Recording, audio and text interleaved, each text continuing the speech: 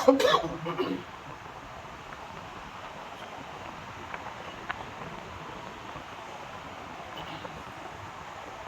عليكم ورحمة الله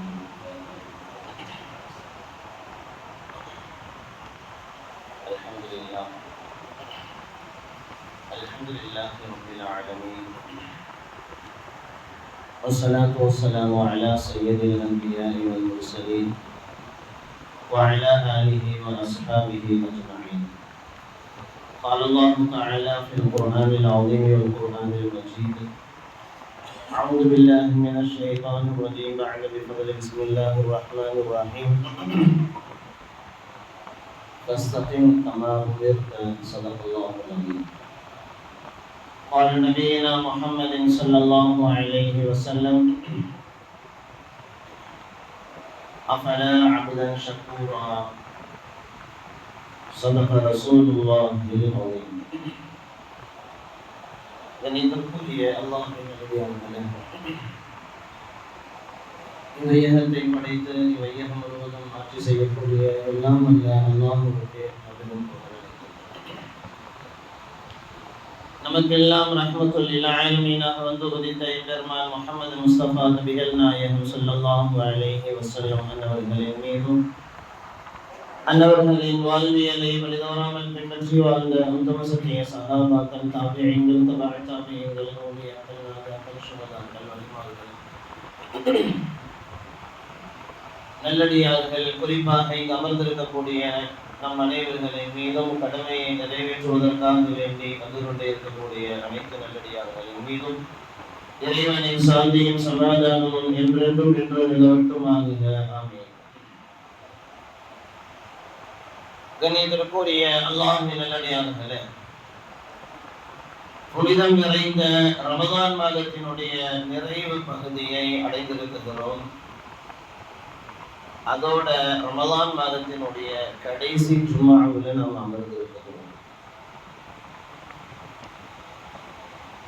அடுத்த ஜும்ஆ என்பது அநேகமாக உண்மை ரமதானாக இருப்பதற்கான வாய்ப்புகள் இல்லை. எனவே விடைபெறக்கூடிய இந்த நேரத்தில் நம்மை விட்டு போகக்கூடிய இந்த ரமதான் நமக்கு என்ன செய்தது என்பதை நாம் யோசிக்க கடமைப்பட்டுள்ளோம். இந்த ரமலானுக்கு நாம என்ன செஞ்சோம், ரமலான் நமக்கு என்ன செய்தது என்பதை ஒரு சில விஷயங்களின் அடிப்படையில் நாம் யோசிக்க கடமைப்பட்டுள்ளோம். இந்த ரமலான் நமக்கு எல்லாம் கொடுத்தது. அல்லாஹ்வினுடைய ரஹ்மத்தை இந்த ரமலான் நமக்கு கொடுத்தது.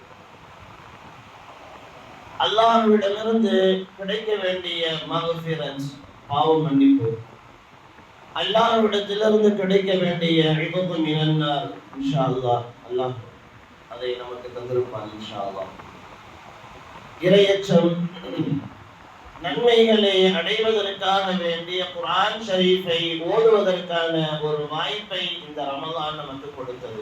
பல்வேறு அமல்கள், நேற்று கூட நாம் லைலத்துல் கத்ருடைய இரவிலே நாம் சில அமல்களை எல்லாம் நிறைய நபர்கள் தஸ்பீஹ் நஃபில் உட்பட நிறைய அமல்கள் செய்திருக்கலாம்.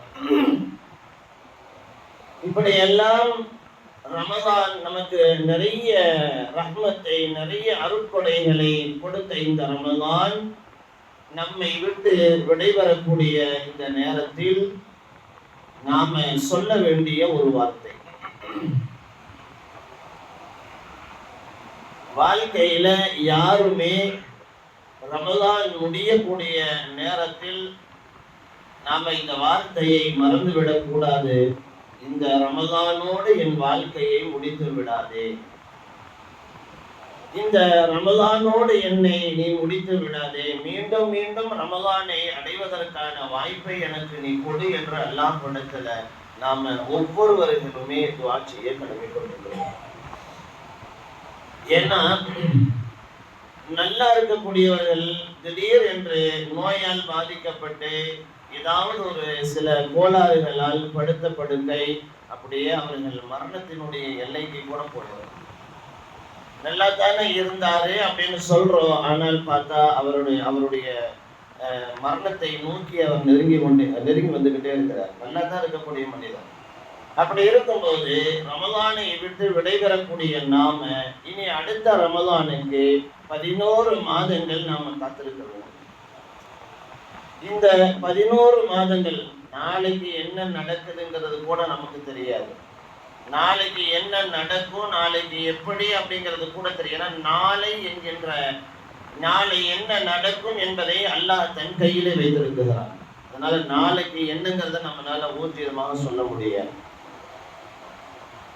நம்ம சவால் விட்டு நாளைக்கு இதே நேரத்துல நான் இங்க பள்ளியில உட்கார்ந்து இருப்பேன், அல்லது இதே நேரத்துல நான் அங்க இருப்பேன், இப்படி இருப்பேன்னு நம்ம சொல்லலாம். ஆனால் அந்த நேரத்துல ஏதாவது ஒரு வகையான சூழல்கள் நம்மை அதை செய்ய விடாமல் தடுக்கும். ஏன்னா அல்லாஹ் ரப்பன்னு நான் எதுக்கு இருக்கிறேன், நீ முடிவெடுக்கிறது எல்லாம் நடக்காது, நான் என்ன முடிவெடுக்கிறனோ அதுதான் நடக்கும். அப்போ ரமலான் முடியக்கூடிய இந்த நேரத்துல இன்னும் அடுத்த 11 மாதங்கள் காத்திருக்க வேண்டிய நாம், இந்த ரமலானோடு என்னுடைய வாழ்க்கையை நீ முடித்து விடாதே, அடுத்த ரமலான் மீண்டும் மீண்டும் ரமலானை அடைவதற்கான வாய்ப்பை எனக்கு ஏற்படுத்தி கொடு என்பதாக நாம் அல்லாஹ்விடத்துல கட்டாயமாக இந்த வார்த்தையை முன்வைத்து நாம் துஆ செய்ய வேண்டும். ரமலான் விடைபெறக்கூடிய இந்த நேரத்தில் ஒரு 5 வகையான சிந்தனைகளை நமக்கு ஒரு பாடமாக, ஒரு படிப்பினையாக எடுத்துக்கொள்ள வேண்டும்.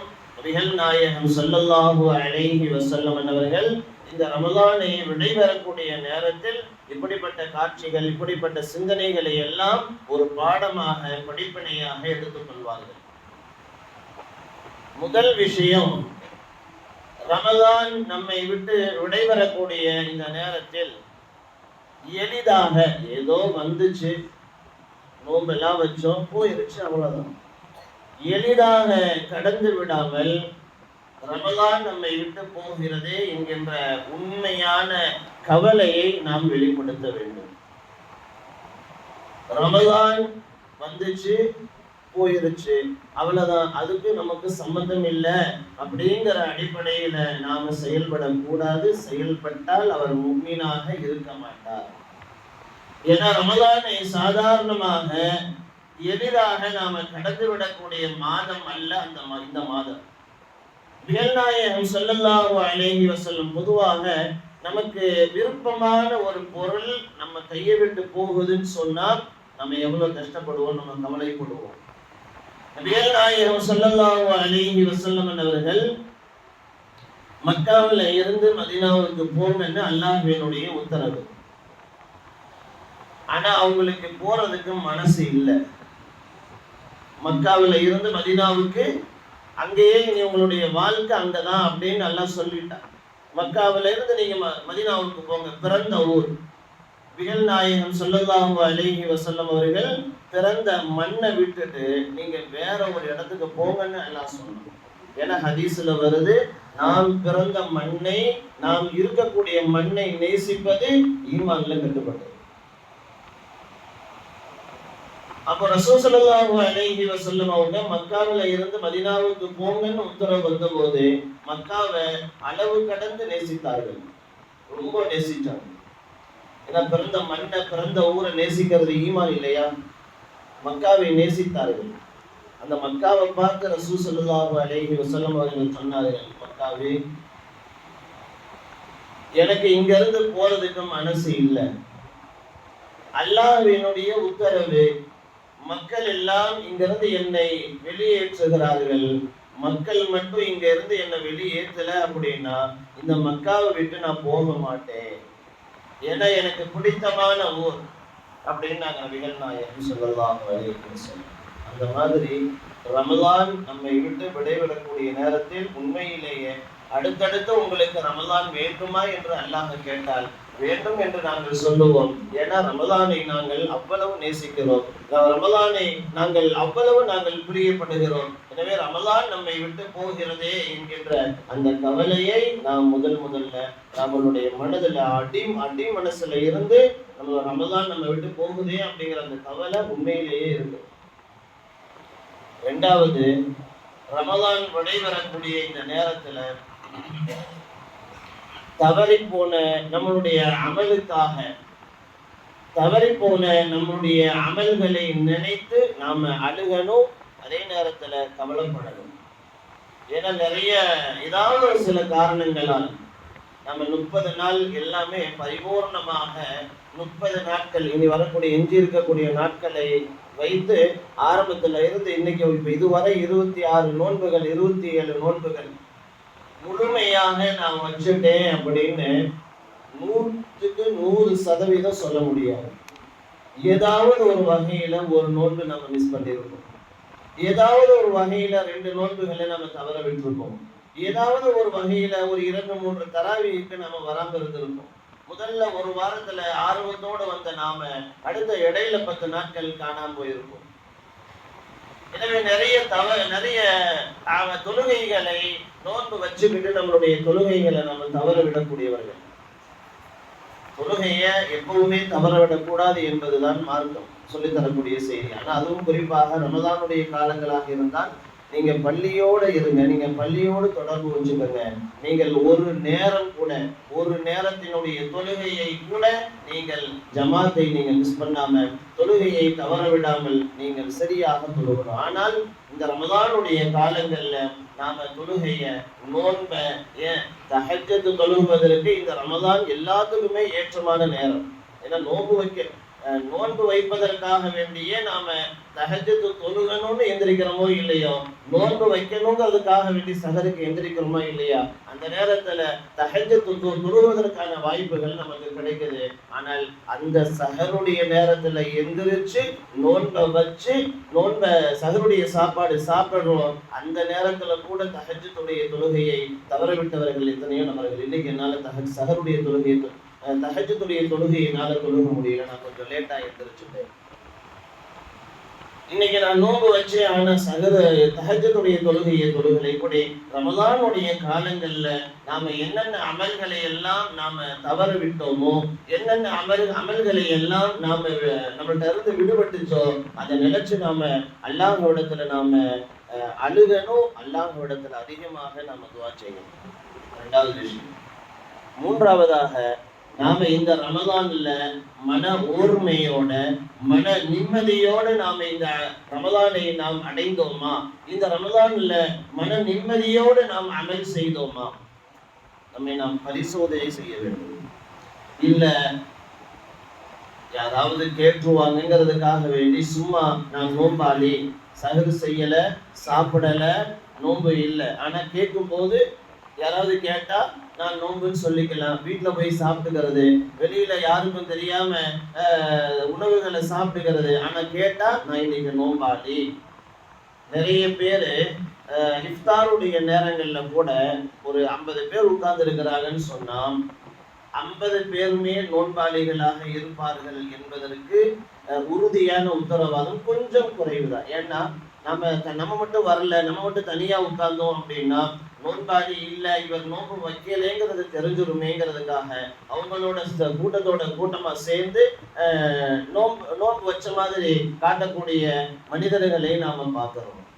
முகஸ்துதிக்காக, பேருக்காக நாம ஓர்மையோட தான் இந்த ரமதான்ல நாம தொழுதோமா, ஓர்மையோட நாம அமல் செஞ்சோமா, ஓர்மையோடு நாம் மன நிம்மதியோடு அல்லாஹ்வுக்காக வேண்டியே நாம் எல்லா விதமான அமல்களை நாம செய்தோமா என்று நம்மை நாம் பரிசோதனை செய்ய வேண்டும்.